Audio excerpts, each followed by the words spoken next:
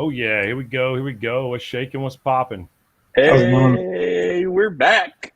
Yo, Chris Disc, what's up, brother? Good to see you, man. Chris pops up instantly on He the does. I sometimes almost feel like he's a bot. What? Yeah, he's like a the bot bot or that a we bot? pay.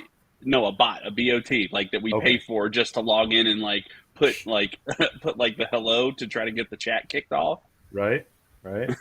But I think he could be a bot too, right? Why not? I mean, I think Yeah, that's your check's in the mail. I think that's fair. What y'all been up to, fellas? Just staying busy, man. Too boss to be stressed. Oh yeah. You said I don't think so. That was funny. Yeah, no, I'm doing good too. Just wedding season kicking in around here, so it's been nice. And Yeah. How about you? You guys have weddings this weekend, I'm guessing. Coming up, yes. I personally am going on a tomorrow starts a Wednesday, Thursday, Friday, Saturday, Sunday, Monday, Tuesday. So it's that 6 days or 7 day run of some kind of event. That's Wow. So that'll be interesting. That'll be fun. Yeah, no, I have one on Saturday. Yeah. Well, they're not actually they're on not all Friday. weddings. Oh, yeah, okay. Well, you got some other gigs that you do like regularly. Is one of them, like, I think I remember you telling me, is it like I might butcher this, but I feel like you said you had like a weekly thing at a zoo or something like that, right? That's kind of seasonal, so that's not. Okay. Not right now. It's usually that's kind of in the later on in the year. Nick has been gracious enough to help with that many a time. So actually, that's Nick, because that's probably where you first cut your teeth on helping out DJing, isn't it? Yeah, that was like one of the first times I ever DJed was the zoo. Yeah. Dude, that's pretty cool. So, Nick and I have been having fun kind of interchanging working with each other because we did an event, what was it, last week? Has it been a week or has it been, I don't even know, man. Like time just blends together. Yeah. But we just did an event together in Savannah, Georgia, and it was a lot of fun. But a little bit of DJing, but 2 days worth of video and photography. Gotcha. So I cut my teeth on photography that couple days. You were Sick. snapping pics? You snapping big bangers, actually. Dang, look at you go. Yeah. Multi-talented. Yep. Well, I told him, I said, you don't know this about me, but I used to be the editor of my yearbook back in high school. Oh, snap. Mad experience. Like this was back when you had like these film trays and shit where you like had to run the film in the trays and then hang them up on the clothespins and shit. There was nothing digital about it back then. So that's where I cut my teeth in photography. And also, like, you didn't know whether you did a good job with the photo or not until you did that process. At least now you can like look at the camera and be like, oh no, that's dog shit. Let's do this again, kind of thing. So I got a funny story from a wedding this weekend. Please share it. Do tell. So yeah. So okay. So around here, and this might be everywhere too, but around here, there's like this big thing where everybody wants their ceremony outside no matter what. And most of those people will also get some kind of like live musician for their ceremony, possibly also for their cocktail hour, right? So a lot of people will like book them for that and then book us just to handle like mics for the officiant and whoever else they need. And so we're sitting there and we're all set up and we're ready to go. And the performers, they start doing their thing, right? Like they're playing their music, they're singing their stuff, and the venue owner comes over, and she's like a very good friend of mine. We go there often, and she also like doubles as a coordinator when couples want to purchase that add-on. And she said, she comes over to me and she said, hey, I need you to lower his microphone because it's too loud. and I said, sorry, can't help you at all. This is all him. People were like, literally, you know how people just like don't understand how to use their equipment, right? It happens all the time. Yeah. People are like, the people on the edge of the row that's like next to where he's or where they're performing at. Like this one guy just like stayed like this the whole time, just like the whole time, and kept like glancing over at the guy. It was horrible. You couldn't hear the guitars. You couldn't hear anything. Wow. So anyway, afterwards, she comes over to me along with her staff, and they're all like joking. Hey, like, it's really good that you were so close to him or them so you could hear the music. We were unable to hear it anywhere else because, it was so quiet that we couldn't hear anything. And like, I guess they didn't realize that the guy was like kind of coming around the corner to grab his equipment to like go set it back in the cocktail area spot. And just the look on his face though was just priceless. He didn't say anything. And they could really care less, honestly, at that point. But man, it was brutal. It was one of those moments of like sound engineering fail. Like it was just terrible. Yeah, that's nuts. I actually thought you were gonna say that the singers didn't show up and they were gonna ask you to sing for them. Oh, that would have been a big fat no. Yeah. Yeah, no, that was not happening. No. Also, turn your head to the side for a second, Frank. Who, me? Which side? Did you cut your hair? Yeah. I did. Man, wedding season kicked in, so so it's not quite as long as it was. It's still like longer, but okay. I thought I noticed it a little bit shorter there. Yeah, got the fade back. Was that like a guy? Like, should guys recognize that shit about each other? Was that weird? I'm okay with it. Okay, I appreciate it. All right. I appreciate I can usually I'm tell still when missing Nick's mustache. Like, no, I know. I was gonna say I can usually tell when Nick changes his facial hair because it's distinctive. Like it's distinct. You can't mess. It's with either like straight Ron Jeremy or it's like whatever. Like what I got to think of a name for this look right here. This is probably your best look. Not that the Ron Jeremy's not a good look. Dude, the Ron Jeremy's a joke, man. I do that shit because it looks hilarious. It's not even serious. It does. It is something to behold. I will say that. But we'll have to think of a name for this look. The classic. I don't know. What's that? The classic. I don't know. I need to get a haircut, dude. I'm wearing a hat because my hair is like just gotten so massive. Yep. All right. Well, anything else before we get rolling tonight? I'm excited to get into it. Let's do it. Frank, your Mets just won. We were watching that beforehand. I mean, we usually talk a little bit about sports. All right, Nick's got to do a porn stash. Okay, well, there you go. There's one request for it to come back. Some people love it, man. I've heard people also want me to do a mullet too with how long my hair's getting. They're like, "Oh, do You the mullet." should. I was like, Ooh. You know what? So You here's could the at thing. least have like go to get your hair cut and just ask them like to start by mulleting your head and then just snap a picture and then you can finish. You can finish it up. He's "Great onto thought, something there, man. genius." He's definitely onto something there. Absolutely. I like it. I like it. All right, so we skipped over the Mets thing, but that was we were watching that before we got started. That was a good ending to the game 1 of 2 tonight, huh? Yeah, and as soon as this is over, I'll get on. I'll get on watching game 2, which I think it's scheduled to start like while we're here, but it's How okay are because the Mets doing? I hate to say I have not really paid attention. Sorry. first 8-win team in baseball. There we go.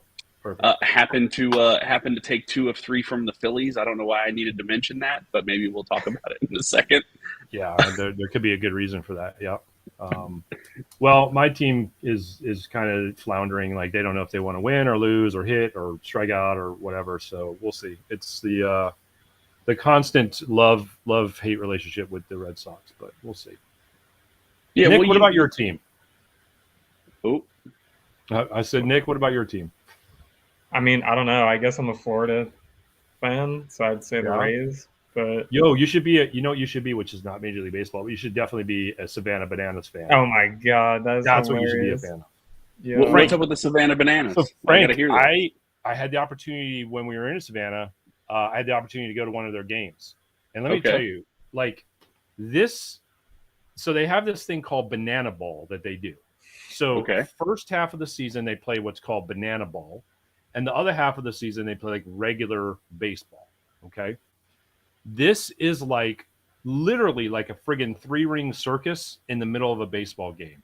But strangely enough, it all works. It all just works together. But they have these different rules. Okay, so here's some of the really fun rules. Number 1, you win each inning by how many runs you score in that inning.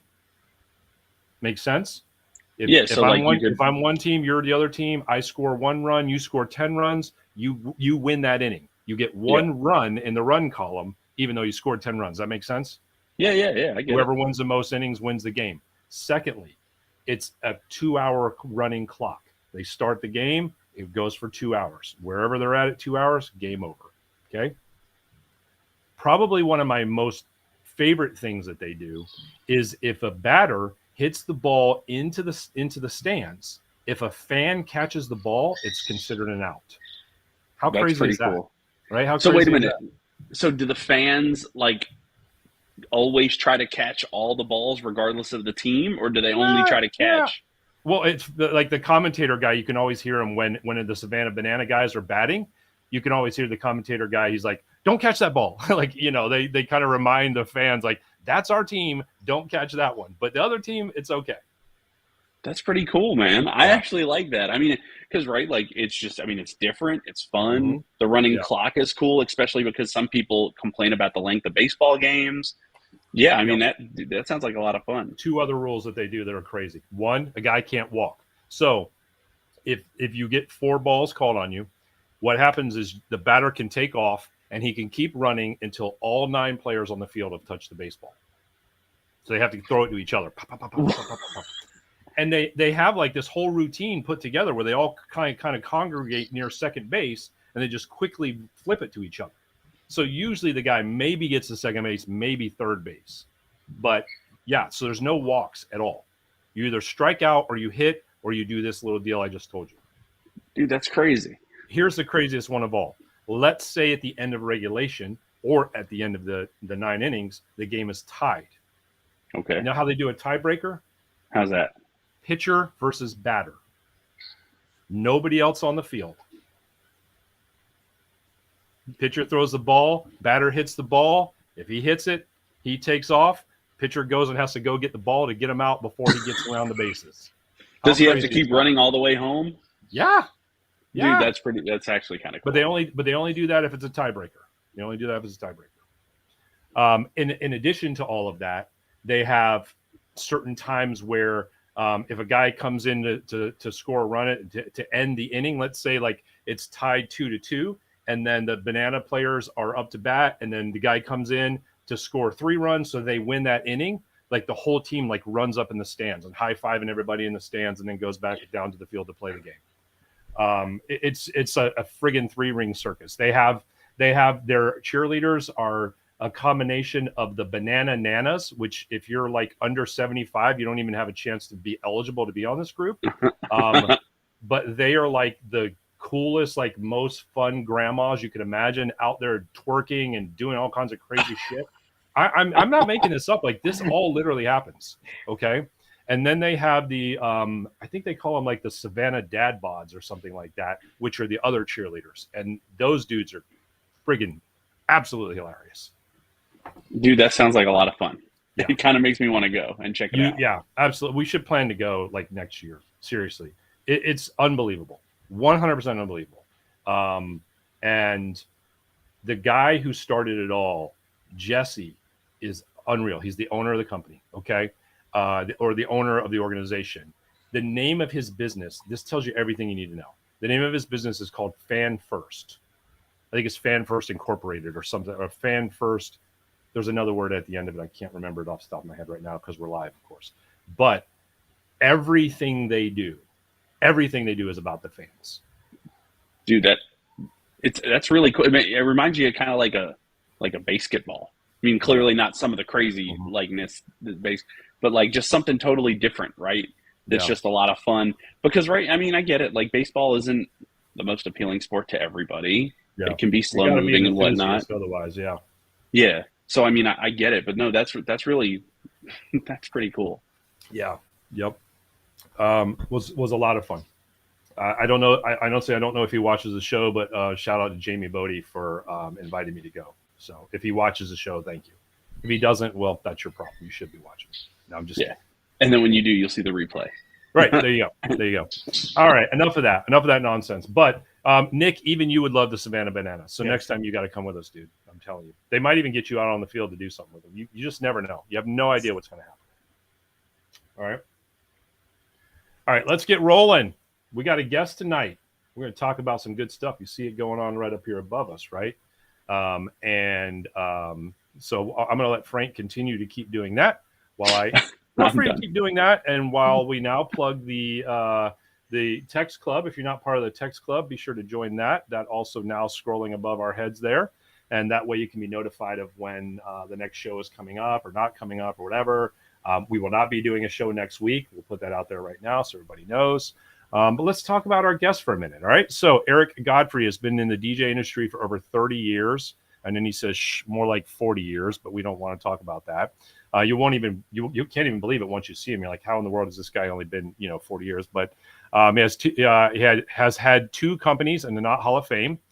His companies have earned the Wedding Wire Couples Choice Awards every year since its beginning. In the last 25 years, his companies have billed over $5 million of DJ events.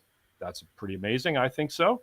And Eric is an adamant about customer service and professionalism, but he is a self-admitted internet geek and has leveraged his knowledge and skills in that area to take his companies to levels of success that he could not have otherwise. After thousands of events and over 2,000 weddings, Eric is dropping the mic. He hates that term, by the way, and stepping away from the DJ gear and putting together a program to help other businesses that want to do their job and leave all the internet stuff to someone else.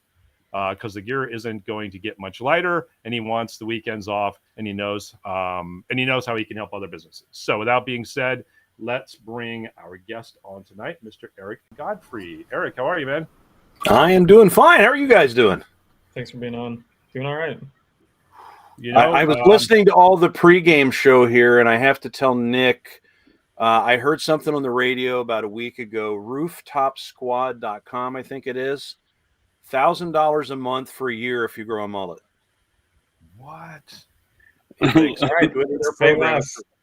a study. So just thought I would throw that out there, and I also say I have to take a road trip to Savannah because that sounds exciting to me. Yeah, no, doesn't that sound like a lot of fun, man? Seriously. Well, we used to drink something called Go Bananas, which was like a tropical vodka mix kind of thing, and in an earlier life many, many years ago. But you were saying that, and I'm like, that would have made a great drinking game with our Go Bananas. Mm-hmm. So anyway. Yeah. So I'm here to talk about really exciting stuff that puts people to sleep. So anything I can do to change the topic will continue to do that. No, man, I got to be honest. I got to be honest with you. First and foremost, for those of you guys that are watching, Eric and I have known each other probably longer than maybe some of y'all have been alive, honestly.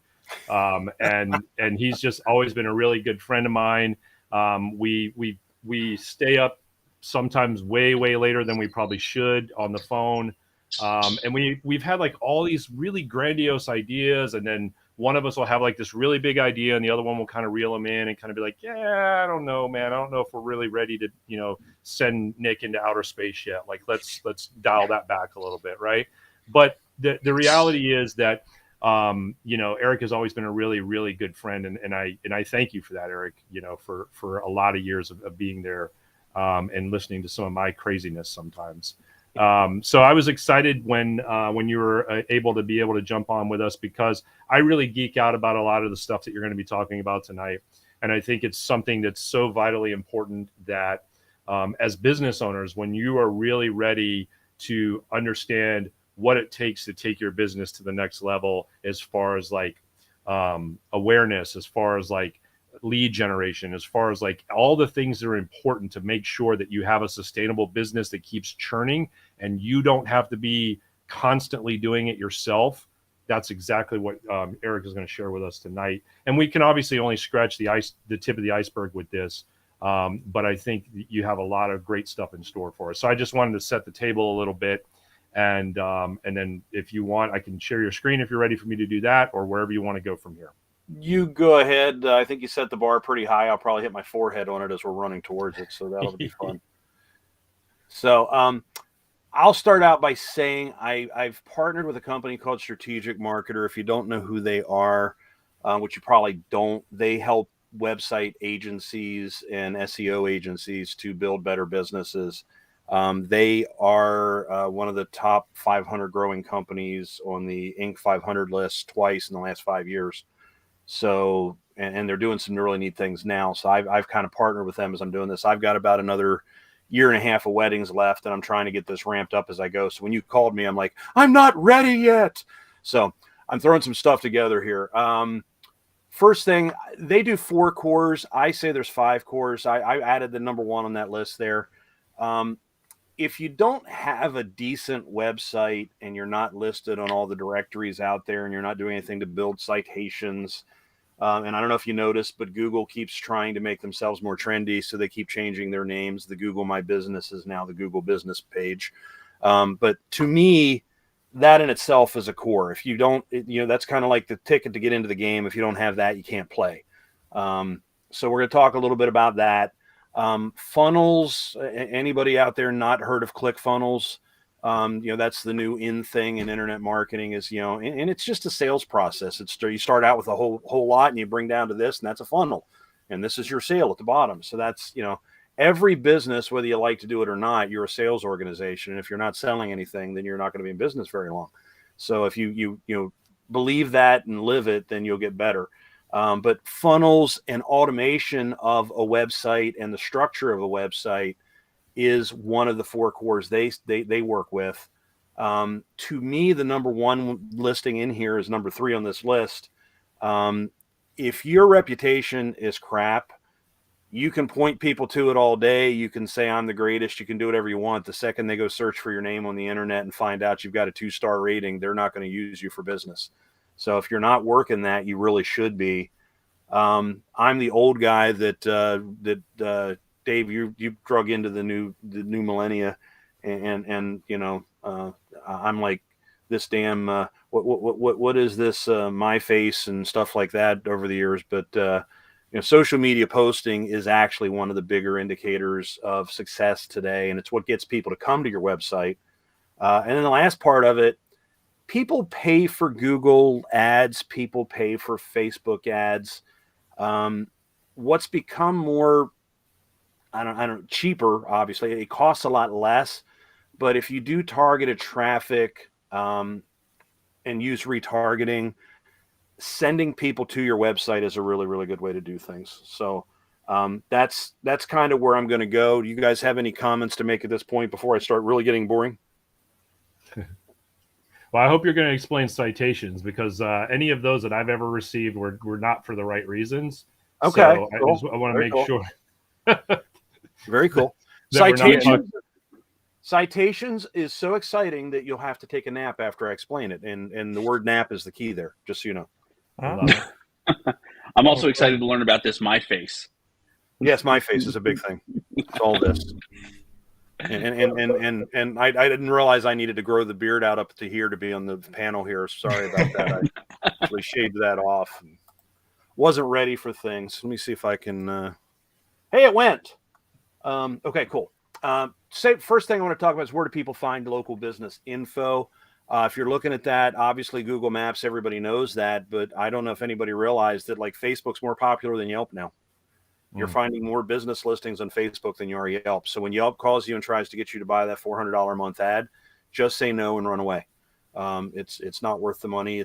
I basically felt like I had a $1,200 bonfire with my money in my backyard because I got 0 leads for 3 months at $400 a month. And I think it's good for other industries, but in the wedding industry, I don't think people are looking for your Yelp rating to see how good a DJ or a wedding photographer or vendor, caterer, venue, any of those. Venues, maybe, I don't know. But as you scroll down through there, you'll see business website, Google Assistant. What kind of got me was I don't know about you guys, I get prank calls on the phone. You can't block all the spam type calls because you're a business and you might lose a customer if you do that. I get calls all the time for this one. I don't know if can I show it. Yeah, there it is.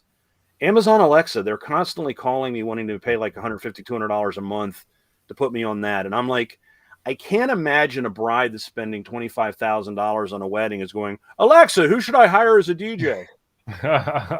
Hey, Alexa, who's Jacksonville's favorite photographer? Oh, that would be Nick Sangiamo, and he does videography, but he's still everybody's favorite photographer. I mean, in-car navigation beat Alexa. And Apple Maps, look at that. Yeah. But here's another one that's really weird. Instagram is above all of that. So if you don't think social media is important, you better wake up and smell the Instagram. So there's that. I'm going to keep going through here. You guys jump in anytime you want to talk, but search engine market share has not changed at all.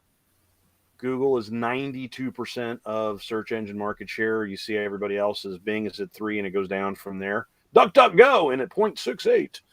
You got to love that. The funny part of that is about 30% of Google, if you're not aware of it, they're like 60%, 32% is YouTube. So that Google includes YouTube, and YouTube is bigger than all the rest of them combined beside Google. So one of the keys to SEO is actually YouTube, because Google loves Google. And we'll see that here in just a second. Let's look at that. That's shocking to hear that too, by the way. There you go. Yeah, isn't it shocking?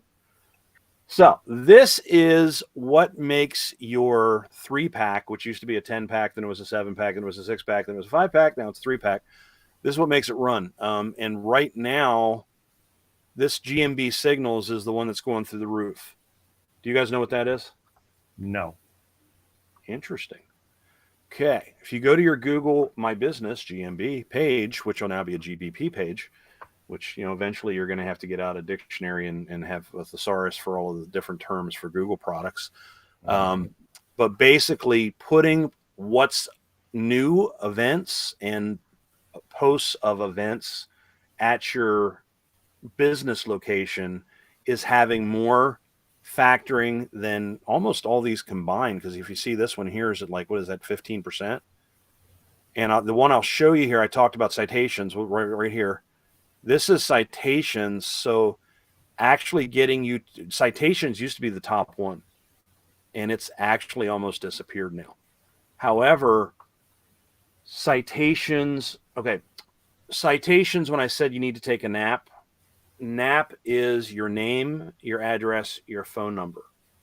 So anytime you list your name, your address, and your phone number on a link on the web, and it gets recognized as having all 3 of those, it gets listed as a citation. And citations used to be one of the biggest ranking factors, but it's going away. But where you're getting most of the citations, the pages that have all of the influence and all the power, are like on Super Pages and Yelp and all those places. So if you don't have a listing on those, you can't lose track of the fact that there are literally millions of people looking at all these different directory sites, and you really need to get your name on those just in case they're looking in your area. So you can't ignore it, but it's not nearly the factor it used to be. Personalization signals, I'm not even sure what that is. Social signals is, actually, no, that's social signals there, isn't it? I'm sorry. Where are citations? Which is citations looks like it's the kind of more of an amber orangish one. This one, right under GMB signals. Yep. They got these things too close to colored for the old man that can't see. Mm-hmm. So review signals is here. So here is you posting to your Google My Business listing, and here's your reviews. So obviously reviews are, oh my God, important these days. So if you hear any recurring theme of this, the world revolves around your reviews in this business. Local reviews are the whole king of everything. So there we go. See, reviews and reputations. Hey, can you go back for 1 second, just for a second there, Eric? Need me to. GMB signals. Define that again real quick. Let me see if I can. Hang on here. How do I switch what I'm sharing? Here, I'll just. There we go. You should be able to just unshare it and then. Okay, so let me reshare. Yep. See what I can find. I think I have a Google My Business page up. Okay. Well, here, I'll walk across here and show you some stuff. And this is not designed. I have my business. That's what I do. So that I don't do that to show me off, but I'm going to use it to illustrate some things. Where are we at? So I'm going to go across. I think if I go across here, if these tabs work, then that'll work. If it doesn't work, then we'll have to figure out a different way. This is our website. Notice all contact information always at the top, and a way for a client to check a date and to contact you. That has to be above the fold on your website. This is my Facebook page. We're going to talk a little bit about social media there. This is all the automated posts that are going up to our page. Well, no, they're not totally automated. I make them automated by scheduling them. Our system kind of automates them, but that's a whole different thing. I am very big on my reviews. I actually have separate pages. Every one of these goes to a different website, which is LancasterWeddingDJReviews.com, HarrisburgWeddingDJReviews.com. And then I have my video reviews for my clients that I do are on here. So basically, when somebody says they have 3 to 5 written testimonials, I have about 170 videos of brides and grooms saying you rock.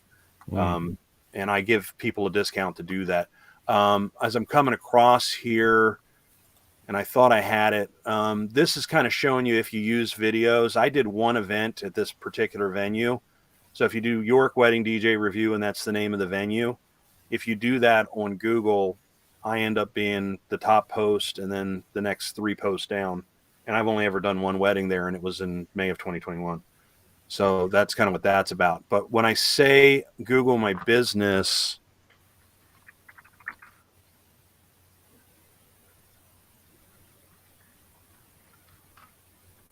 and of course my cap lock's a mess. GMB signals are these. So you can post to your GMB page. We have it set up that all of our reviews run through a process. We have probably 20 different photos and about 10 different styles of video or of layouts for this. And literally every 2 to 3 days, it posts up another of our reviews. So posting to your Google page regularly is one of the biggest things you can do to create more power. And I'm trying to see if I can. Now I'm only posting reviews there right now. I was doing trivia there, but I've got another website for trivia, so I got out of that. That's one of the ones I like, is when we do these. But these are all just literally, it's tied through our system right into our reviews, and it literally reads all the reviews out of there, and it literally fills them out and pops them onto these. And I don't, our system's designed that I don't have to touch it and do this, but you don't have to have a system like ours. You could go on and create yourself a couple templates and drop your stuff in there and do that. But, and and that was one that was direct, came in direct without all that. And I'm trying to look and see if I have. So when you go into your Google My Business, and let me see if I can get in here. I'm not signed in. Yay. And I can't sign in on that browser. Issue with my browser going on right now. No But when you go into your business, you have a what's new, you have an events tab, and you have like 2 or 3 other tabs, and you can create listings. And Google wants you to do that. They're trying to get it to be almost like your own little social media thing. So they're giving more credit for that than they are for anything else right now. So that's, I don't know if that answered your question or not. I hope it did. Yeah, no, it does. I think basically what it means is that you're creating activity on Google. You're actually utilizing their platform to take the word away from it. You're signaling that you're busy, essentially. Exactly. Or that you're active, at least that you're active. Well, and I get emails from Google like every, like 2 days after every one of those saying, "Hey, congratulations, 17 people clicked on your post." So they literally track how many people see it. I have a trivia when I put my clues for the trivia show up, and then I put a video of the winners up. So there's 2 posts every week on that site just because of those. And I actually get more people watching that because they want to see their video of themselves having won. Which nice. is, that's the way of the world, I guess. Just a real quick response to this comment here. Yes, absolutely. Feel free to post it. We appreciate you sharing the information to the Atlanta DJ Zone. So by all means, please feel free to do that. Thank you for asking, though. Cool. So I think we beat that to death with a horse. I'm not sure. No, but I think it's important to understand. You know what I mean? Because when you see the trajectory of that and the value of that, it's important to understand what that means that you should be doing to get that juice, so to speak. Well, let me ask you guys, and I've been around since there were companies in existence that didn't exist today, so that's kind of scary, but it's true. Monster.com was the big search engine back in the day at one point.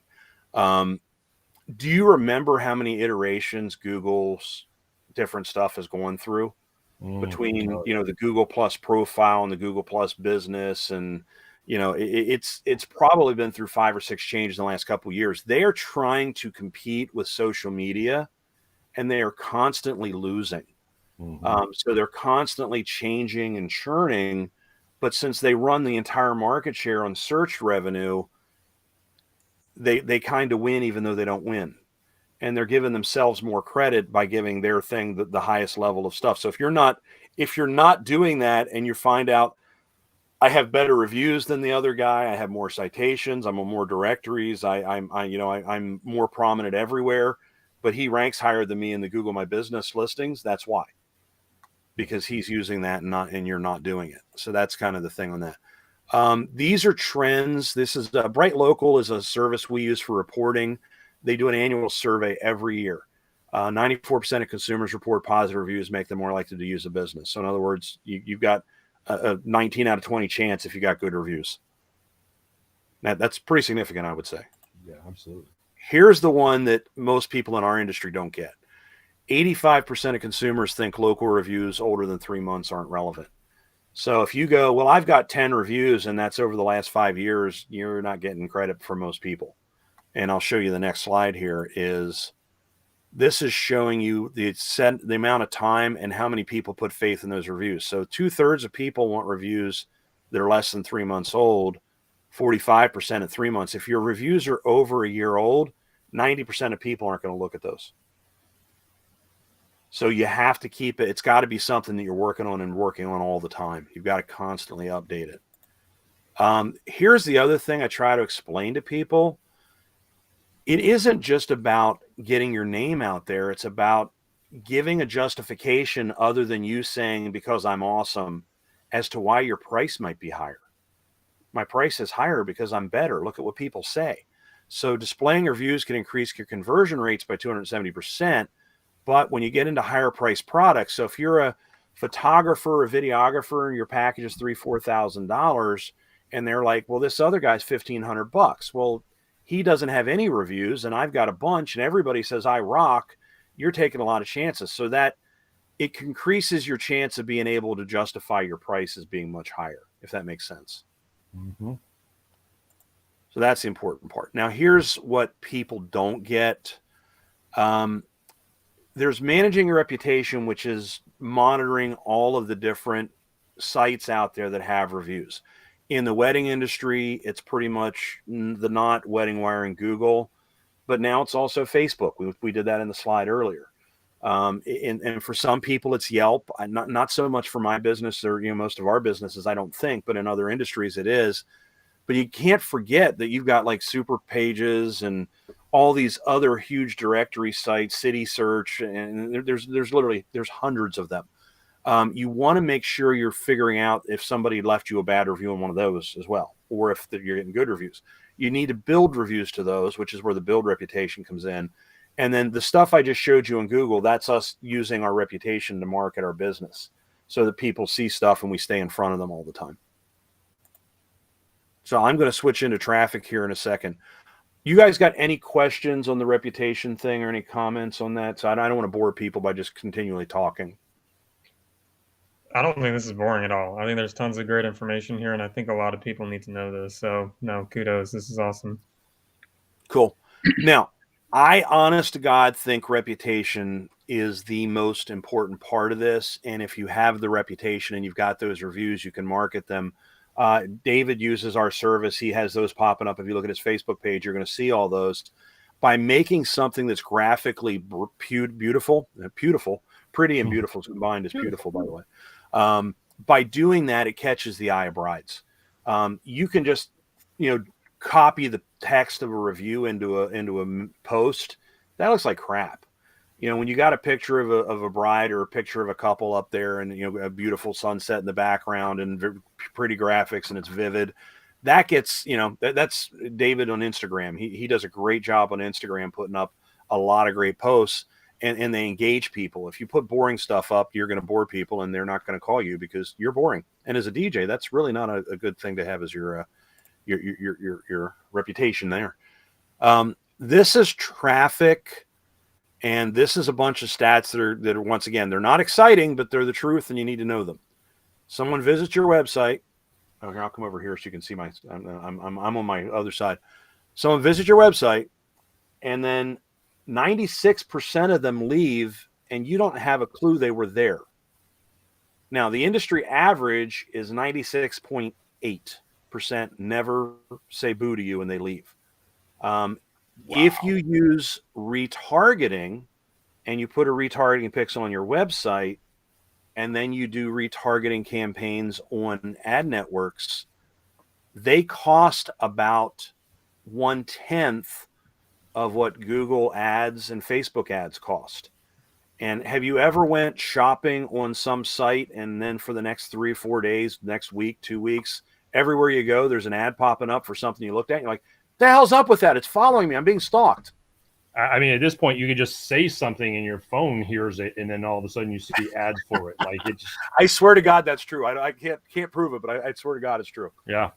Alexa is listening to you. Always. So is Siri. So what happens with the retargeting pixel is that pixel, unless they clean their computer and run like CCleaner on it, it stays on there for 90 days. So everywhere they go, you follow them. Now, here's what happens. When you classify an ad, you say, I'm a wedding DJ, I'm a DJ, I'm an entertainer. And any site they go to that has ad networks on it, which is thousands and thousands and thousands of sites, if they're looking at a site that has weddings or reviews or your local niche, your ad will pop up. And you stay in front of that customer. And that way you could actually, if that particular competitor of yours is running AdSense for Google where they have ads popping up, you could literally pop up on your competitor's website and take the customer back, which is kind of cool. So the reason for that is, they're a potential buyer, for the next 90 days is a good number. But there's no way of knowing who's who, and you lose them if you don't have them and you don't get them in there. So they're looking for offer ads, reputation ads to see that you're the greatest, or where you're saying, hey, buy this package, we'll give you this for free. You throw that ad up there, it pops up on somebody else's site. They see it's a better deal than what they're looking at, and they may come back to you. Branding ads is just getting your name out there. And there's nothing, if somebody's looking for our kind of services and they're out looking all over the internet, getting your name to pop up 10 times in the next 90 days is a great idea. And honestly, I'm a DJ, you guys are DJ and photographer, videographer. Typically, we're very low on the totem pole of people that get booked. Photographers higher, DJ not. So the longer you stay in front of them, the more successful you're going to be. And I'll just leave it at that. Does that make sense? Yeah, very much so. Cool. This is a comparison between pay-per-click and digital display ads. Pay-per-click, it's putting your ad in front of somebody based on the words they searched for, which is Google, Facebook. But you're paying $20 to $80 for a click. And, it may take 3 or 4 clicks before you get one to actually, call you or send you an email. So you could be at $80 to, $300 before you get anything. When you do digital display ads, its costs are usually based on 1,000 impressions. So you're going to pop up 1,000 times for literally less than the cost of one of those clicks. And that's kind of cool. And if it's retargeting, it's somebody who actually went to your site, and that costs less, by the way. So just throwing that out there. It's a way to get your name out there and to do display advertising.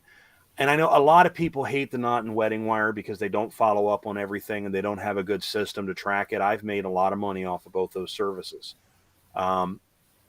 This is a way that if you didn't want to do the knot and wedding wire, you could spend money on display ads and you'd be able to spend a little less and probably still get some customers out of it.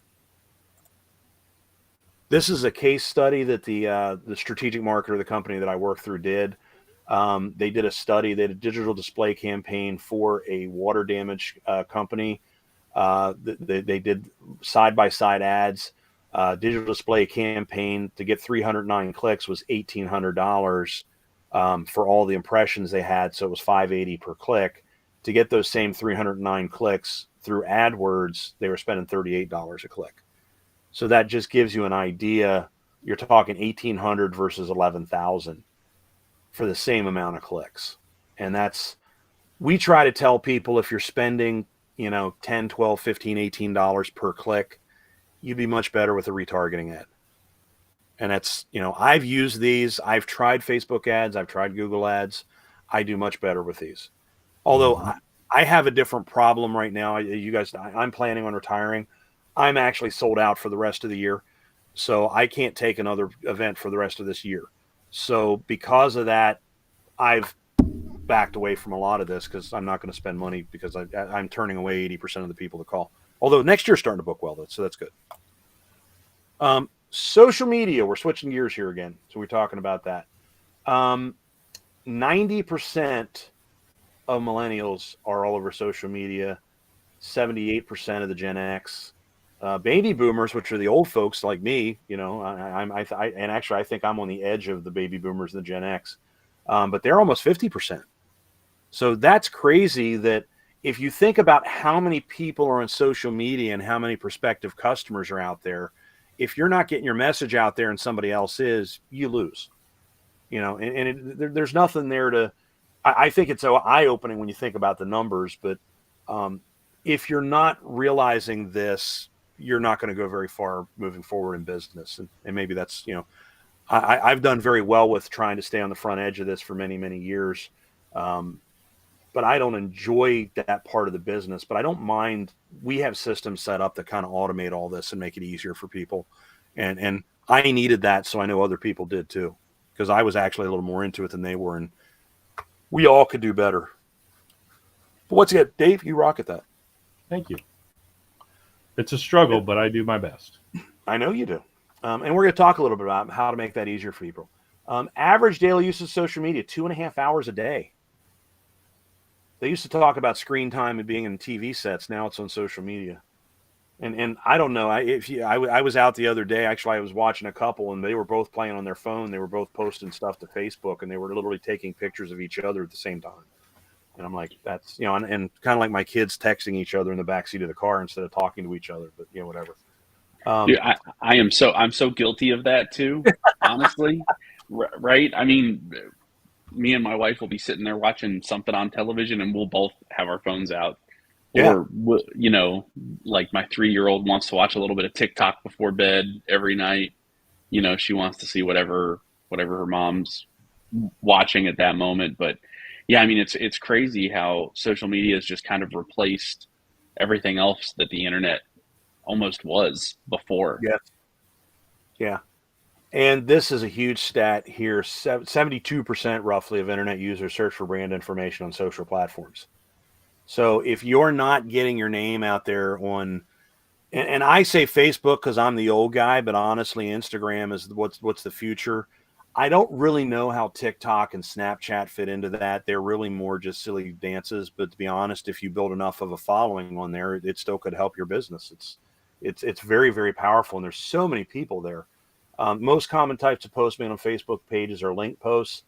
I will point out one of the top links you can get with authority today, believe it or not, because I hate this platform, is Twitter. When Twitter came out, I thought it was the stupidest thing since, the beginning of time. And every celebrity's out there posting. Everybody's telling you what they're doing. Everybody's posting out stuff. But you can actually search on Twitter and find stuff now. It's crazy. Mm. So Twitter, you'd make a link post on Facebook, and I'm going to tell you a couple tools you can use. Automatically post that to Twitter. You just got a very high authority link, and that helps you in the SEO side. How's that for really exciting? There you go. These are numbers that are scary. What can brands do on social media to get people to make a purchase? Numbers here, 48 people said being responsible encouraged them to buy, which means when you get a review, respond to it. And I'm guilty of this. I've learned to be better. Whenever you leave a response, are you familiar with the term CTA, call to action? Mm-hmm. Okay. Whenever you leave a review, always give a call to action. So thank you for the great review. We loved working with you. You were awesome. Call us next year. Because the person reading it reads that to them. Does that make sense? That's huge. Yeah. So because I'm pretty good about going, being able to go in and say, hey, thank you for the review, et cetera, et cetera. But I never, until you said that, honestly, I never even thought about that call to action piece. And that is so important. Wow. It really, and I know it's just a suggestion, but it literally, it gets them going, God, I'm going to call them. Or, please don't say call us next year every time. You got to change it up and find different ways to do it. Open your thesaurus, find some other language. Offering promotions. And we're going to talk about this with Facebook here in a minute. 42% said providing educational content. Give people tips. We're in the wedding industry. Give out wedding tips. Tell them things that are going to help them. 27, providing behind the scenes content. Now you'll notice that's way down here on that list. People in our industry love posting to other people in the industry and doing what they call a gig log. And you got people that do gig logs every week. Stop doing gig logs. Talk to your customers. Put their stuff up. Put up some advice. Gig logs are good. 1 out of 4. So don't do that. Being funny. Just as much, you get just as much out of being funny as showing your gig log.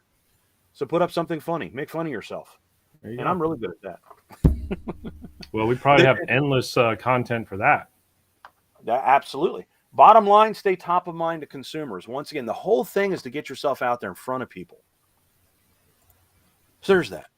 This is the one that's hard. How often you post on social media? Facebook, Twitter, they recommend 4 times a day. Facebook 2 times a day. LinkedIn 1. Instagram 3. We always say 2 times per day. Post twice a day, or customers won't come your way. Now, I am guilty. I post 1.5 times a day. I don't do 2 times a day. I have a lot of content I could post up that I haven't yet, and I'm working on this. But I'll tell you something. I went from where I decided I wasn't going to post. I just don't need to do this. I'm just going to put up my reviews and do this, that, and the other. I've got enough gigs. I don't need it. I'm like, well, screw that. If I do that, our business is going to go this way instead of the other way. So I started posting, and I've been posting for about 6 weeks, 1.5 times a day. Minimum 1 a day, average 1.5. My engagement on my Facebook page is up about 350%. in a month. Mm-hmm. So, and I just started doing that. It only gets better. Dave, I've seen your numbers from where you're posting, like where you post as much as you do to Instagram. And I know that your engagement goes way up. Yeah. Now, well, especially when I do those half posts, those are usually the best ones, truthfully. which ones? Well, you said 1.5 a day. So when I do those The half posts, yeah, those are those are usually great. like the best ones. Yeah. Sorry. Yeah, I was trying to add a little humor. I'm trying to see if that'll bring our algorithm up if I add a little humor. Sorry. I'm a little slow. Okay. Now, I will tell you, I helped a lot of wedding people in this industry, and the pandemic hit, and I lost them all because nobody had money coming in, so I had to let everybody out of their contracts. So I basically stopped doing that. The industry that I'm in, you work on like these home services or some of your best customers, but they do surveys on this, and if you look at this, I guarantee you the wedding industry is worse than these numbers. Out of all these plumbers for 30 days, 62% no post, 89% less than 15, 63 and 90, 67 and 92, 59 and 93. People suck at this. So the point of the matter is, if you get really good at it, I mean, even if you're doing, if you're doing a post a day, look at how many people are not. You're very quickly going to come up higher on all these different algorithms of what they're searching for if you're actually doing posts. Now, how many of us have time to sit and post 2 times a day or to schedule things 2 times a day? That's the issue. And I think I put a slide in here for that. And I apologize. I put slides together just so you guys wouldn't have to look at me and hear me talk, because that would get really, really boring. Hey, Eric, can I hit you up with a question real quick from one of our viewers? Whenever you want, man. Excellent. Here we go. So Gordon is asking, is there any danger in social media over posting or redundant content posting backfiring? Yes. Tumblr is one of the worst. WordPress.org is another one that's bad. Twitter is not too bad at all. Facebook will put you in Facebook jail. You can't repeat the same content over and over. So if you have the same wording that you use every time you post a review, and you do that every time, if you ever post on Google My Business and you find out that your post got rejected, go in and change the wording and you'll find out it gets approved. So if you're posting constantly, but you're posting the same thing, you can end up getting on, like, some of those places, they'll literally take you down. Some of them, they'll knock you down in the listings and not show your post as many people. So yeah, just throwing spam up is always a bad idea, no matter what you do. But if you've got decent content, the algorithms work on 90-day cycles. We mentioned 90 days earlier, but 90 days is also a cycle in that. After 90 days, you could literally run, and honestly, if you were posting the same wedding tips up for 90 days and then you started recycling them, somebody 120 days later is not going to realize you posted that, 3 months ago. Right. So, and they're not going to in the algorithm either. So there's that. Can I add a couple of things that I've just kind of learned through my own experience too? First of all, I think when we talk about over posting, that may be like, let's not call it redundant posting, but like maybe in one day you post a photo of, a couple and you're giving a tip, and then later on that day you post a review, and then later on that day first of all, I don't think you can overdo it, because at the end of the day, the beautiful thing about social media is that if somebody doesn't like what they see you doing, they can just unfollow you, right? And that's okay, because the reality is, if you're using social media for a business purpose, you want to use that for the people that could potentially be your customer. And I'll tell you, I think that a lot of times those of us, especially in the wedding world, and even most specifically when it comes to DJs, and we've talked about this before, is we find ourselves getting in this trap of posting all of this content to get this juice and this love from all of our fellow DJ buddies. But at the end of the day, they're not our customer. They're not going to ever buy from us. And so we're not doing ourselves any favor in that regard. You know what I mean? So I think that there's nothing wrong with the concept of over posting. I don't think there's anything wrong with that, because as long as it's the things that Eric mentioned, as long as it's educational, entertaining, or something that is of value to the right customer, you can never share too much information with them. And again, if you do, then they'll leave. Second thing I want to say real quickly is if you ever post something and you make a mistake with that post, and this is especially on Instagram, if you post something and you make a mistake and you realize you did, the worst thing you can do is delete that post and then post it again. Instead, archive that post. Nobody else is going to see it at that point. Archive that post. Then do your new post with the corrections or whatever you're going to do. And as Eric said, make sure that it's not the exact same verbiage. Change that verbiage a little bit.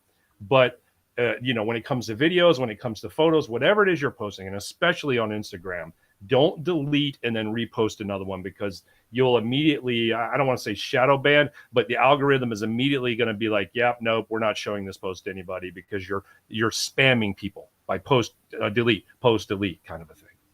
Yeah. I went to my Facebook page. We have software that helps us go through, find blogs and find things we want to share with people. And then it actually puts our logo up on it. But so here's a bunch of articles, but then that's an article about a wedding. That's a tip. That is an article. That is an article. That's an advertisement for our karaoke show. This is another tip. This is a news article.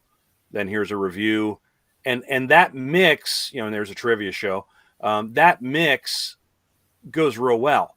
And that makes my page look awesome in comparison to, and I'm backing up in time here, before I started doing that, I'll get down here a little further. We're backing in time. Great graphics, man. Jesus. We're backing in time. So back here, I had like my trivia stuff being posted, and I had some stuff. Every week was pictures of trivia. And then if you go back far enough, you'll find, I always do holiday posts. But as you go back through here, you'll find that this was all reviews and occasionally a trivia thing. So if you're doing nothing but posting up your reviews, I think if they see nothing but reviews, they're like, oh, screw these people. All they want to do is talk about themselves. So if you're doing something, always think, what can I do to help my customer? And if you're doing that, that's going to have a better effect. I just stopped sharing again so I can switch screens. Dave, you'll have to tell me a better way to do that. I'm sorry. No, you're doing it the exact way you should be. That's fine. No problem at all. Cool. All Man, this is good stuff, by the way, Eric. I really appreciate you going this in depth with this stuff, because this is an excellent stuff. And clearly the people that are watching right now are commenting the same thing. And the beauty of this is that we're going to have this available for people to watch later on. So if you miss something, or if you watch a replay, this is just going to be a lot of valuable information. So thank you. This is an algorithm that Strategic Marketer came up with. This is the recipe to success. So if you look at this, this is showing you how many posts you should have of each kind. So recreational, educational, conversational, inspirational, promotional, entrepreneurial, 6, 5, 4, 3, 2, 1. So you should have 3 times as much funny jokes, holidays, educational, 2.5 to 1, polls, surveys, this versus that, questions. That should be, in the middle there. Quotes, before and after, success things, which could be some promotional, like your reviews, inspiring images, could be the articles, but you want more on the light side and the entertainment side, and less on the buy from me, which is what I was just talking about. So my one takeaway out of this, if you take nothing else away, would be remember recipe, remember these terms and what they are. And if you're trying to do social media posting, make sure you're not going too heavy on the things that are promoting you versus just entertaining people and giving them neat things to look at. Also, I would go back for 1 second. I would take a screenshot of this. Anybody, pull your phone out, take a friggin' screenshot if you can. Welvin in our Facebook group asked about the sharing of some of these slides. I already know that the answer to that question, Welvin, some of these things we are going to be able to potentially share, but some of the slides are going to be proprietary information that we can't necessarily share. But again, you have this video. Remember, you can always go back and rewatch the video, and you'll be able to see the slides in that video. Welvin's also asking, I just know this is Welvin, even though it says Facebook user. I know this is him because I'm monitoring our Facebook page at the same time. What are you referring to when it says throwback? I like that. Where do you see that first off? The top one, recreation. Oh, okay. Give me a song that starts with night. That's a throwback. Mm-hmm. Do you remember when? You know, I'm so old, I remember this and you don't.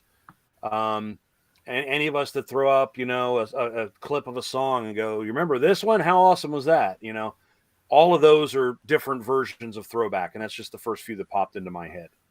And even if you have like photos of like, I mean, imagine this, like photos of like your setup, maybe it depends on when you started in the industry, right? But if you started 10 years ago or 5 years ago, like if you took photos and you had photos of your setup from then compared to now, you know, like, hey, here's a throwback to when I first started in this industry, or, you know, things like that, I think are great throwback concepts.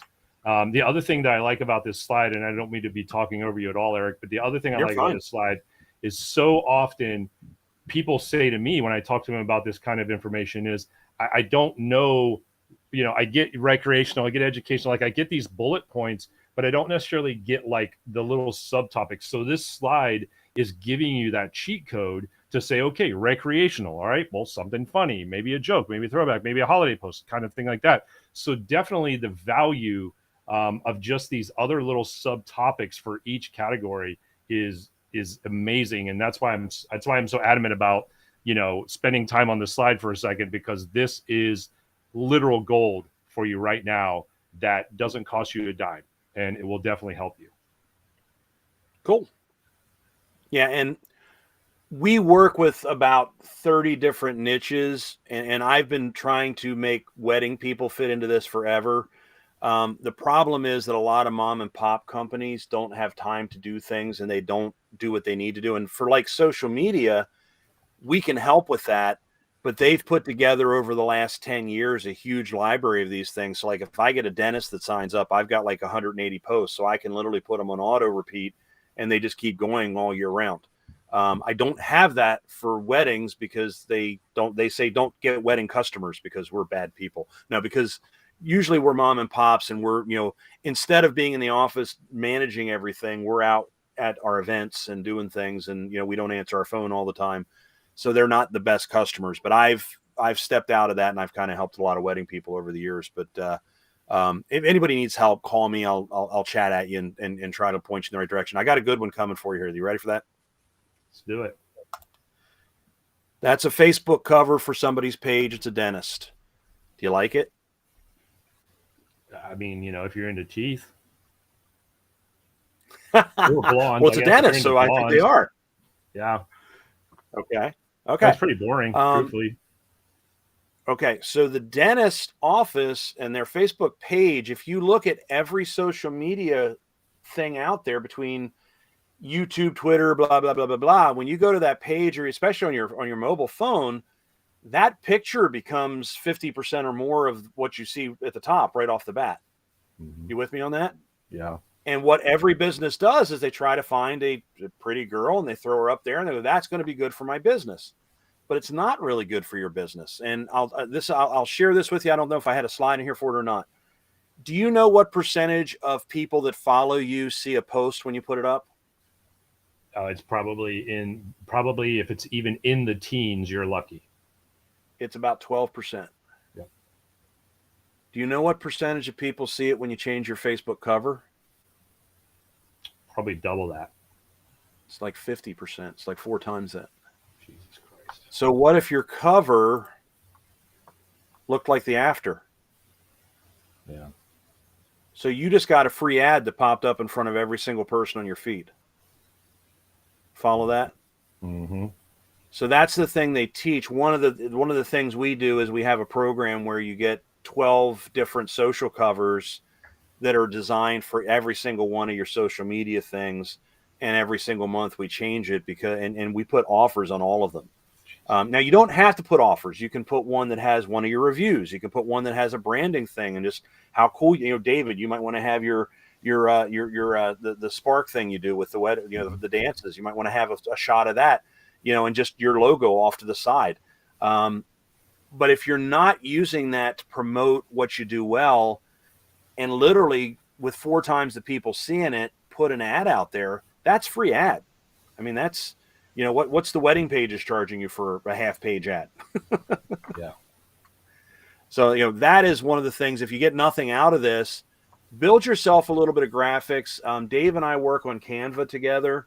Mm-hmm. Canva is great for this. They link you into your own, gallery of photos that you can share, and then you can lay stuff over them. You can do all kinds of stuff.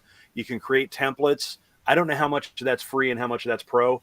But it's a great program. So he and I have worked a lot. We find something cool in Canva. We're like, dude, check this out. Yeah. So, and I'm really good with Photoshop, but honestly, Canva is easier and quicker. I've got to be honest with you, man. I'm blown away. 50% it goes up to just by changing that. Wow. Did you ever notice when you change your profile photo how many people comment? Yes, that's a very good point. Mm-hmm. Yeah. That's why. Because when you change that photo, it's huge. Man, that's fucking golden. I'm going to go to a question real quick before we jump into this real quick, if you don't mind. Gordon again asking, with Google GEO ranking, are there good ways to gain SEO visibility outside of your geographic area? I have dabbled with that forever, trying to play games with it, and I've got myself in trouble sometimes. If you have employees in different markets, you can basically create, using their address, another listing in that town. But if they're not a retail location, technically you have to list it as a service area business, and those don't rank as well. And if you do that, you're now dividing up your reviews between 5 different locations. Mm-hmm. Now, I have 5 offices one for each of the DJs that work for me. So I have one in each of the 5 major areas that we work in. The ones in the external areas don't rank as well. They rank, but they don't rank as well. So like where I'm in the top 3, sometimes my main page will be in the top 3 out of my town, and they'll be like number 5 or 6, but they're on the front page a lot of times, and they go to maps. They'll be like in that first 10 that pops up. So honestly, you kind of have to keep it honest. If you want to do well with that, you need to create a page on your website for each location, and you need to really point a lot of links into that page. Does that make sense? Mm-hmm. And this slide is just talking about what I just did. Have you ever wondered why someone's Facebook cover when they change, but you don't see their post in a while? All social media platforms put the most value when someone changes social cover. I have the stats, like I said, for Facebook. It's like 46, 47% versus 12%. That's insane. I think so. But I mean, this is like the second thing tonight that literally has blown my mind. And this is something that, again, like you said, this is something that, you don't even have to hire somebody to do this for you. You can like you said, you can jump on Canva, you can jump on all of these different, there's, I mean, hell, even if you just go on Google and type Canva alternative, there's like 15 different alternatives of Canva if you don't like it, right?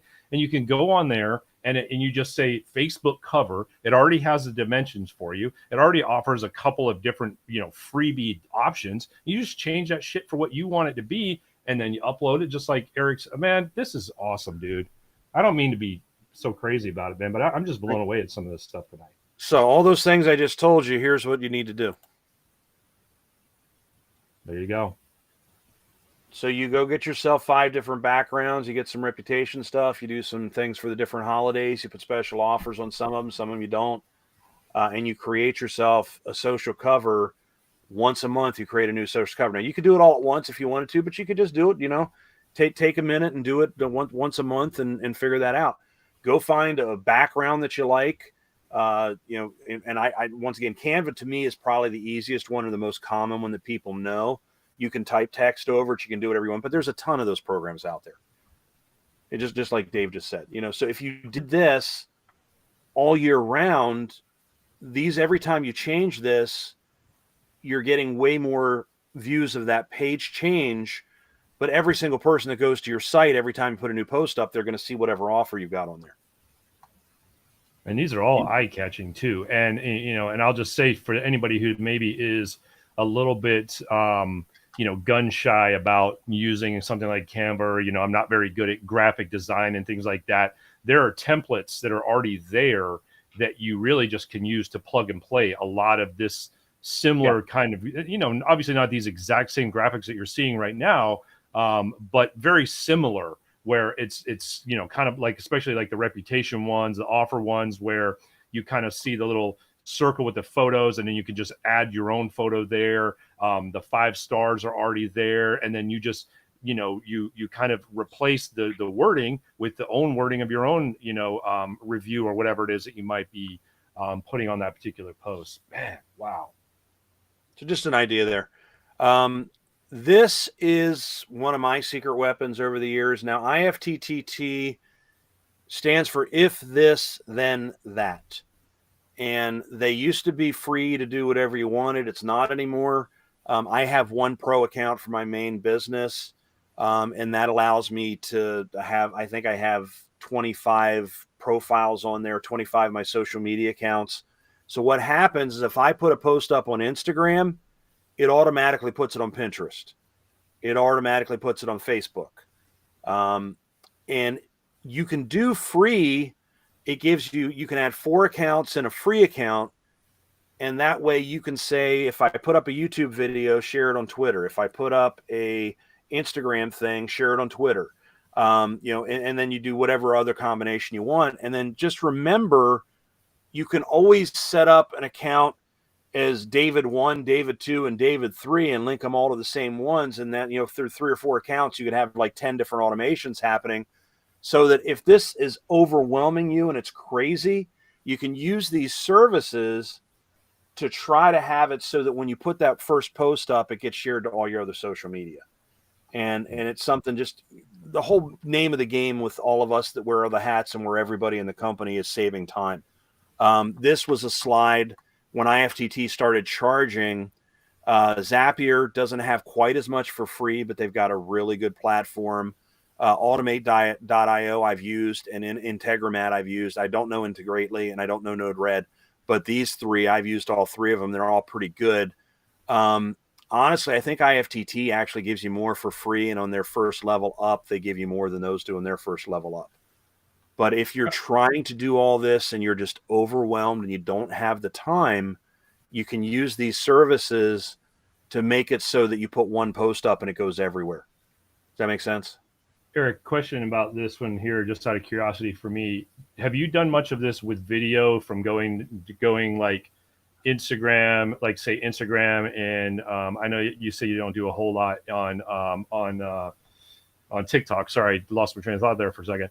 But, you know, does it take the actual video itself and put it in different places, or would this create a scenario where if you went from one platform and then, you know, they like, if you, so for example, if you create a video on Instagram, like a reel or something like that, and then you download that to your phone, it's going to put an overlay of like the Instagram logo on it. You don't realize it's there until that ends up on your phone. And then when you try to go upload that, for example, to like TikTok, now you've got, and you've probably seen this on people's accounts, now you've got this TikTok video with the Instagram logo down in the left-hand side, and you can't get rid of that at all. So I'm curious, does IFTTT, I think I said the number right number of T's. Let's just go IFT to the 3rd power. Do they create that same scenario, or are they taking the actual video file itself and redistributing it to the different location? And if you don't know for sure, that's okay, but I think it's worth kind of exploring if not. I don't think you can do that on a free account any longer. If you put a video on YouTube, it uses some intermediary channels like Buffer, and they'll save it to Buffer, or they'll save it. There's a couple of those. They're escaping me right now. That they'll save the video, and then you can have another step where it takes that video and puts it up on another platform The problem is there's too many steps involved on a free account to do that. And I have not had great luck when I'm doing the video stuff with that and the multiple steps. It fails too much and it breaks. I have Hello Woofy that you and I, we've actually worked on that one a little bit together. I use Hello Woofy for some of that, and I'll upload the video to that, and I have it uploaded independently to each channel. I've been using IFTT more for photos. Got it. That makes sense. Yeah, absolutely. Well, I think it's just not really a warning, but just something worth mentioning for anybody who maybe tries to do this on their own, is understanding that cross-platform situation could create that kind of watermark scenario where I've also heard, and I can't confirm this, but I've also heard that cross-platform icon or like logo will be another deterrent in the algorithm of how well your video is seen, per se. So like, in other words, if you take that video from Instagram over to TikTok and TikTok sees that you have that Instagram logo on it, they're going to be like, screw this. We're not going to show this video as much. So, well, and you got to be careful. You could get your account taken down for that too. Yeah. Tumblr is a really good blogging platform. And they actually, if you build a page in there, you can get a lot of juice with a Tumblr page. But Tumblr, I have screwed up, and I've posted something using like Hello Woofy to Tumblr. And I don't know if that was the exact one, but I was posting something to Tumblr, and I had an automation, and I posted the same thing to another thing, and it posted it to Tumblr through IFTT, and my Tumblr account got banned. Because it was like a double post, because right? I created the exact same post twice, and it literally took the account down, and I'm done. I can't do it anymore. You're out, and you can't get back. And if you've ever tried to get like a YouTube account back, give it up. You cannot get no help. Okay, takeaways for you. Reputation to me is key, and this is my big secret for people in business.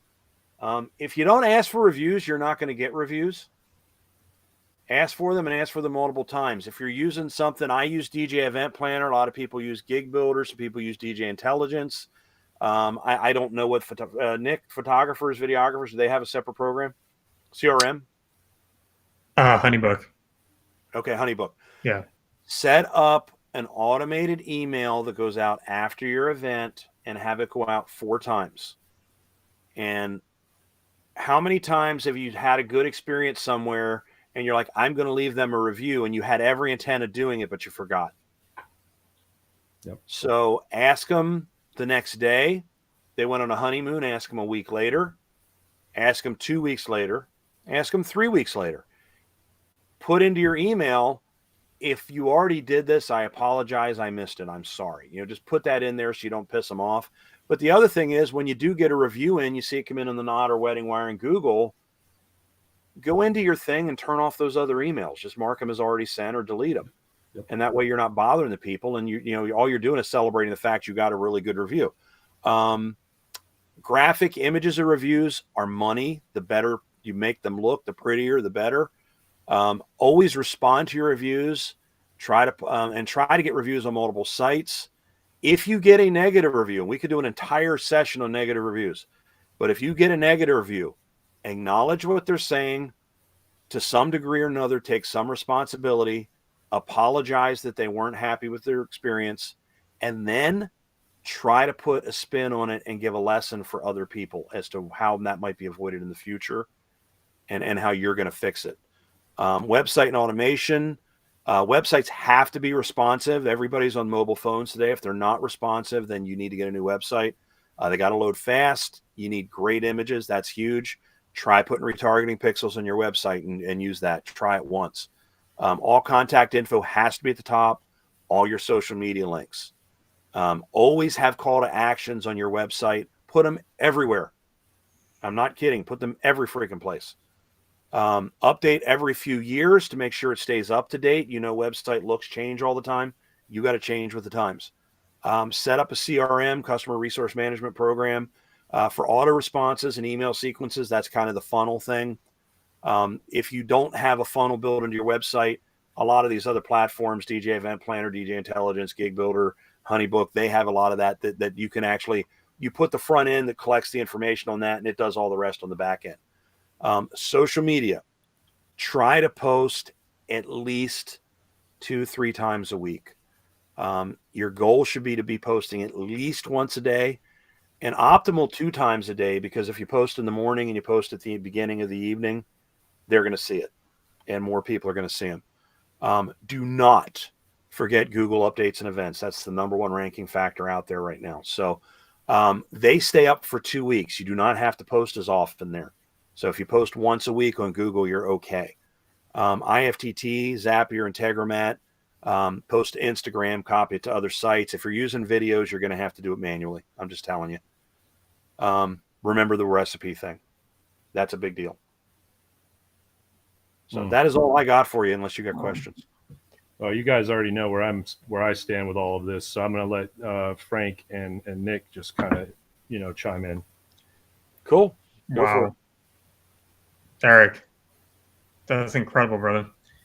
Thanks, man. So much information, so much good stuff. I mean, this not to take away from any of the other episodes we've had.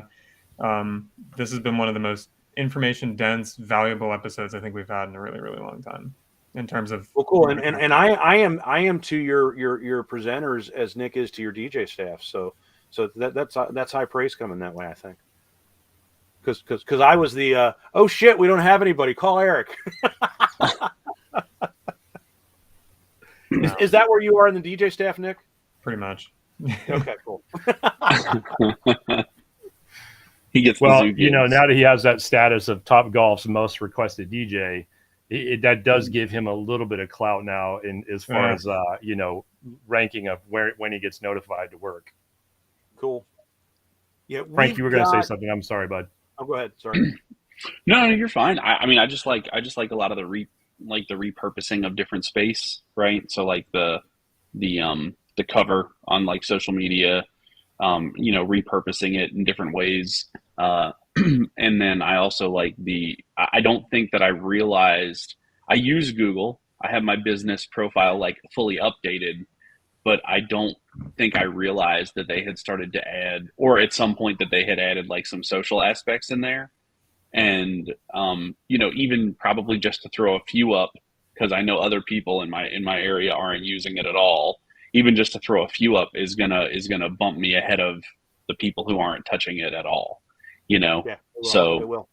Yeah. So, I mean, that's a really good piece of knowledge, because I literally had no clue that I thought they were going that direction with Plus, but then they scrapped Plus, and I just didn't really dig much further than like setting the profile, after that.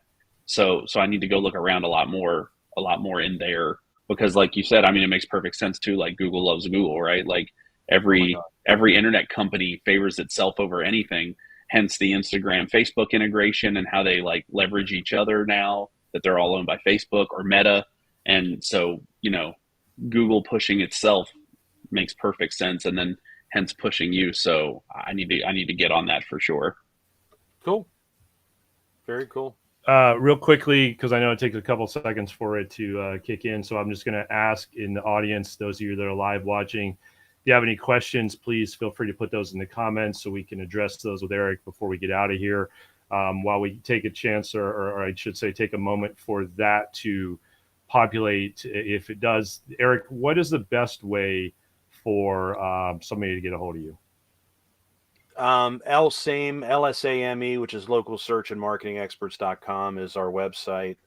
But you can, if you look up Lancaster Wedding DJ, I'm in Lancaster, Pennsylvania. If you look that up, I'm in the 3-pack all the time. Okay.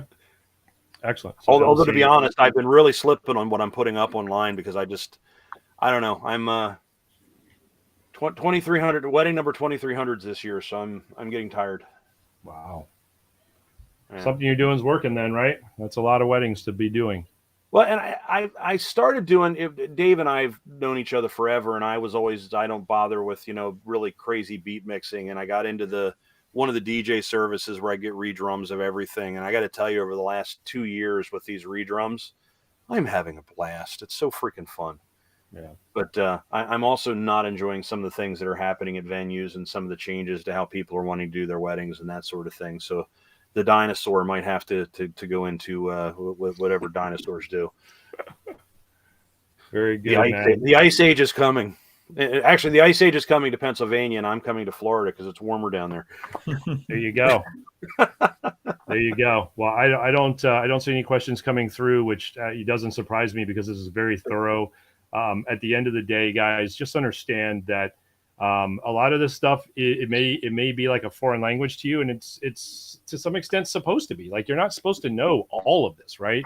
And that's where people like Eric and the things that they do can really help out and get you on the right path and the right course with this stuff. So if you're watching now and you want to reach out to Eric, reach out to him at lsame.com. If you're watching the replay or whatever, same thing. Like, feel free to reach out. And Eric is the real deal, man. I'm telling you, I told you all earlier today, I was like, get ready because this is going to be intense. So thank you, Eric. Seriously, man. I really appreciate you taking the time tonight. Wake up all those people we put to sleep. This is exciting stuff, people. There we go. Critical. Thanks for having me. Nick, anything else? No, I really appreciate you being on, Eric. Great information. Next time all right, I come Frank, over, I want to Frank, you want to close us out? Well, I will close us out, but first, you said no show next week. Correct. Do you have no show next week. Do you have who is lined up after? I sure do. I thought you might ask me that. I always do. And coming up on May the 3rd, we have. Is that the next Tuesday? Is that right? It is. Yeah. So not next Tuesday, but the following Tuesday, coming up on May 3rd, we have Morgan Childs joining us. Sweet. So anybody, what does Morgan Childs talk about? Do you have that somewhere? You know what? I don't, but I'm sure it's very wedding related. Wait, wedding business related? What? Yeah. Is that what we're talking about here? Yeah. No, I'm sorry. I don't have it in front of me, but I know that she was part of the wedding business summit online that I did, and so she's gonna bring some heavy heat for sure. Gotcha. Okay. So first, Eric, again, just to thank you from the team here. I really appreciated it. Like I said, I got two really big nuggets that I'm taking away. I'm going to try to figure out how to implement for sure. So, thank you for that. Anybody who's watching this either live now or on the replay, please drop us a follow, a like, a comment on this, whether it's on YouTube or on the Facebook group. Keep the conversation going with us. We will reply if you put a comment out there. lsame.com that's where you can reach out to Eric at, right? Yes. All right, just wanted to drive that home one more time. Up at the very top, you see the text number, so you can join the text club. And other than that, I hope everybody has a good weekend of weddings, or a good next 2 weekends of weddings. And we will see you on May, 2nd, you said? 2nd, 3rd, I don't know, whatever. 2nd, 3rd, whatever. First Tuesday in May. See you then. There you go. May 3rd. Bye, everyone.